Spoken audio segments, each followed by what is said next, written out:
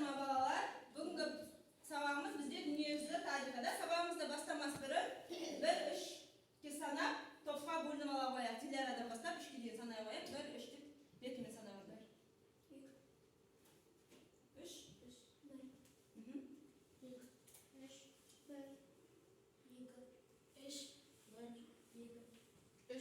1-3 топтар бірінші қатарға, екінші деп санағанда екінші қатарға, 3 дегендеріміз үшінші қатарға отыра қояйық. Үшінші санағанда. Топқа бөлініп болсақ, алдыңғы тақырыпты қорыту мақсатында мен сендерге сұрақтар қоямын, соған жауап берейік. Феодалдық қоғамның негізгі белгілері, неше белгісі бар, қандай белгілері бар? Кім айтады? Bu сезім айта ғой.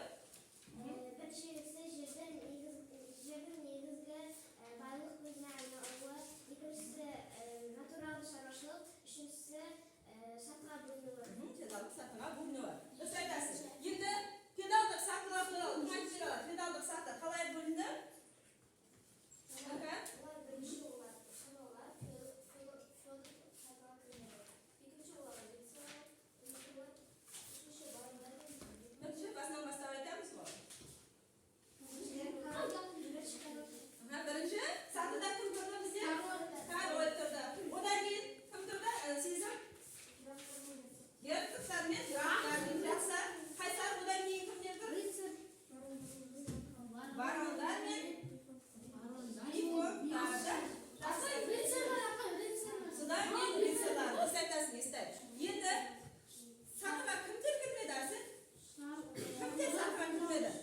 Орнан тұрып айта қойшы. Феодалдық сатыға кімдер кірмеген? Шаруалар феодалдық сатыға кірмеді. Феодалдық сатыға бізде шаруалар кірмеген екен. Жақсы. Ендеше бүгінгі сабақ, алдыңғы сабақ түсінікті болса, жаңа сабағымызды бастайық. Дәптерімізді ашайық. Бүгінгі күннің сұрағын жазамыз. Бүгінгі біздің тақырыбымыз неліктен крест жорықтары ұйымдастырылды деген жаңа тақырыпты өтетін боламыз. Аша қояйық дәптерімізді. Крест жорықтары деген 4-ші тарау 49-ші бетте тақырыпты жазамыз. Неліктен крест жорықтары ұйымдастырылды. Сабағымызды бастамас бұрын тақта бар. Тақырып жазып болдық па? Тақтаға қарайық бейнероликке. Бейнероликті тыңдап, тыңдап отырайық. Дүниежүзі даму динамикасында белгілей отырып, бірінші түр. Соның ішінде біз бірінші, төртінші крест жорықтары бүгінгі сабақта контур картаға түсіріп үйренеміз, қай жерлерде жорықтар болғандықтан. Сондықтан картаны барлығын мұқият қарап отырайық.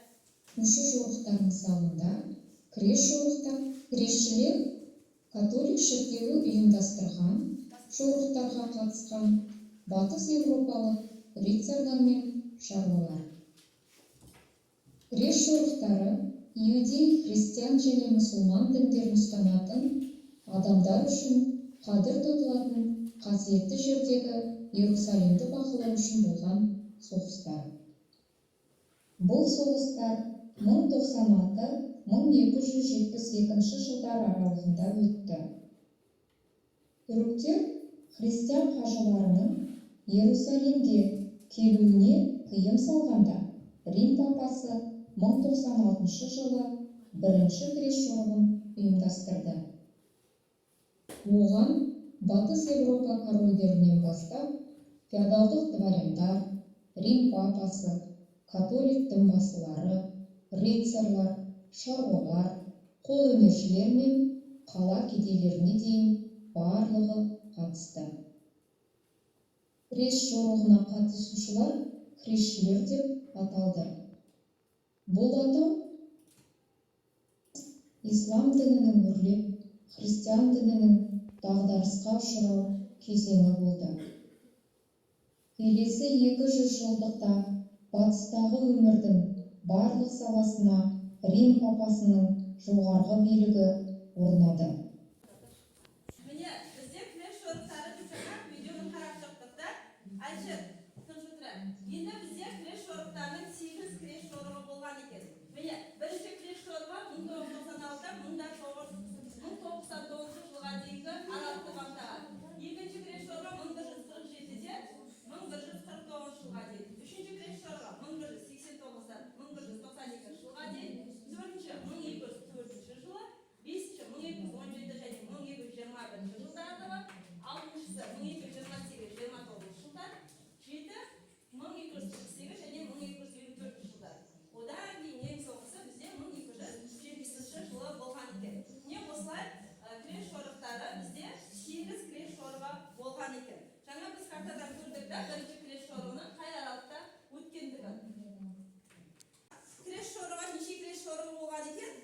бір күрес жорығы болған екен да. Неліктен күрес жорықтары деп атаған? Неліктен күрес жорықтары деп атаған? Олар не істейді? Жорыққа аттанар кезде не істейді? Киімдері киіп, қиып күрестерді тағып алған екен дедік қой да. Сондықтан күрес жорықтары деп аталған екен. Жақсы. Енді келесі біз осы тақырыбымызды бірінші топта талқылап алайық. Сендерге мен әр топқа бір тақырыптар беремін. Шіркеу шығысқа жорықты ұйымдастырушы ретінде сіздерге екінші тақырып, яғни кедейлердің шығысқа жорығы, кедейлердің шығысқа жорығы, сендерге рыцарлардың жорықтары дегенді берілді. Оны біз бірінші өзіміз оқып топта талқылап аламыз. Түсінсіз ме? Бірінші тақырыпты қараймыз, барлығымыз түсініп, оқып топта талқылаймыз. Одан кейін біреу үйде, үшеуі қонақта деген. Екеуі болады бізде, біреу үйде, екеуі қонақта дейді. Яғни біреуіміз үйде қаламыз, екеуіміз, біріміз екінші топқа, келесіміз үшінші топқа алып, сол тақырыпты түсіндіреміз. Түсінікті ме? Жақсы, көреміз қазір кім үйде қалатын. Бірінші тақырыпты оқып, өзіміз топта талқылап алайық. Өз мақсаты болған.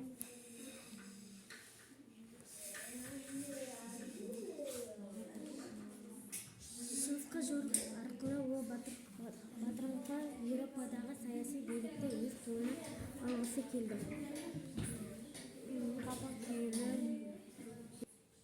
1987 жылы Мысыр сұлтаны Салах ад-Дин кресшілерді Палестина мен Сириядан қуып шығады.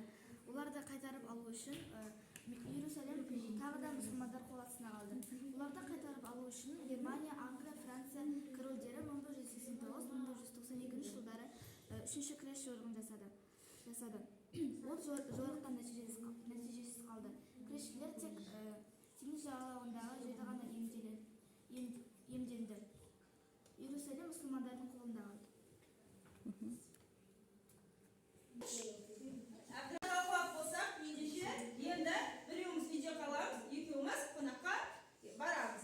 Яғни бізде Дидара қалады, Аштен екінші топқа, Жүніс үшінші топқа, Назерке екінші топқа қонаққа бара ғой. Келесі де солай.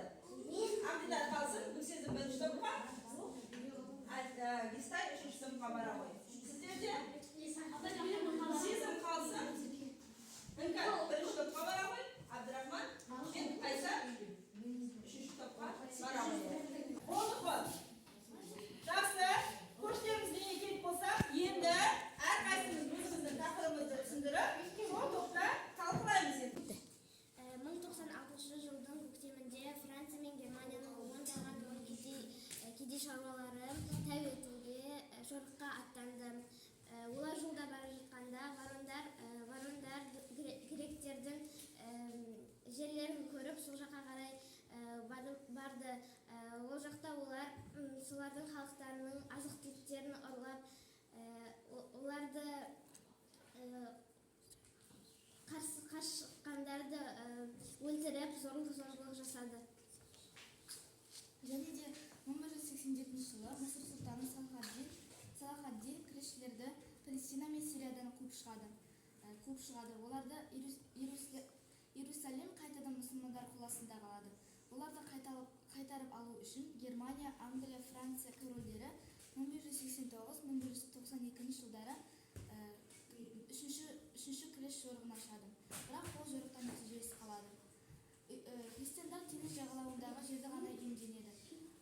Күрес жорықтары аталу үшін күрестерін киіміне тігіп алған. Талқылап болсақ, орнымызға келе қояйық, сендер орындарыңа келесіңдер. Жақсы тобымызға келе қояйық. Құламайды, ішке орнымызға алса қояйық. Тақырыптар түсінікті болды ғой да? Күрес жорықтары деп неге аталды?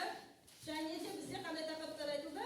Кедейлердің шығысқа жорығы, рыцарлардың күрес жорықтары, яғни күрес жорықтары қай уақытта, қай жерде жүргендері әртүрлі біздері түсіндірді. Жақсы. Ендеше мен сендерге әрі қарай әр топқа бір контр картадан беремін. Сол картадан